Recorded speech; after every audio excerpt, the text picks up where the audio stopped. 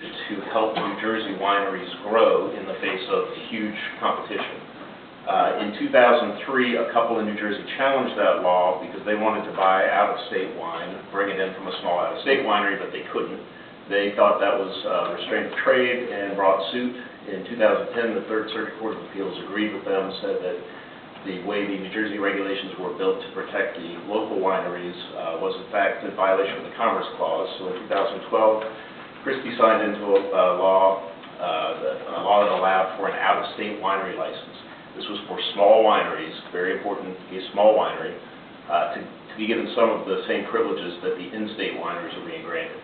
There are several. We don't plan to go through all of them tonight. The most important one for the purposes of this evening are the ones that allowed for an outlet or a tasting room, which is what Ben and I have been working towards for our business.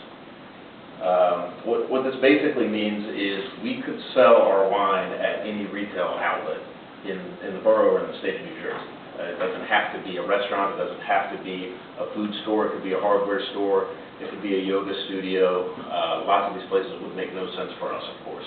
So as we look at Chatham, having just been granted this license last week, look around at the types of businesses we would like to look at. Obviously, BYOs are a big target. So the interesting thing about this law is we could sell our wine in a BYO restaurant even though they don't have a liquor license.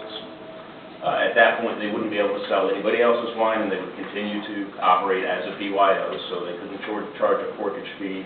Customers could bring in any wine they wanted, but they would now have the option to purchase our wine as well. Like black or